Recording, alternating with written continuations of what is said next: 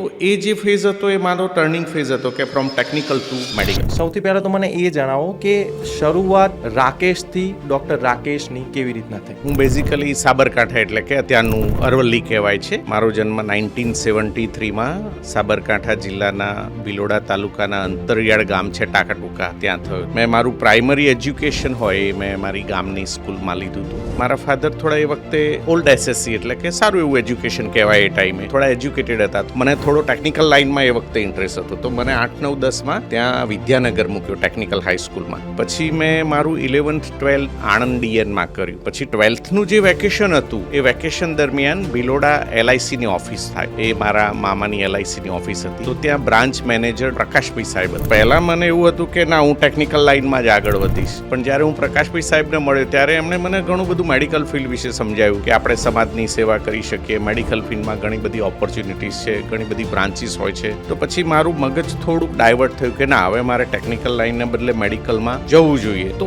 એ જે ફેઝ હતો એ મારો ટર્નિંગ ફેઝ હતો કે ફ્રોમ ટેકનિકલ ટુ મેડિકલ. પછી મને મેડિકલ ફિલ્ડમાં ઇન્ટરેસ્ટ જાગ્યો. 12thના રિઝલ્ટ પછી મેં MBBS માટે એપ્લાય કર્યું. એશિયાની મોટામાં મોટી સિવિલ હોસ્પિટલ છે, એમાં બીજે મેડિકલ કોલેજ આવેલી છે, એમાં મને MBBSમાં એડમિશન મળ્યું. MD ગાયનેક પણ મેં ત્યાંથી કર્યું. 2000ની સાલમાં હું ગાયનેકોલોજીસ્ટ તરીકે પાસ આઉટ થઈને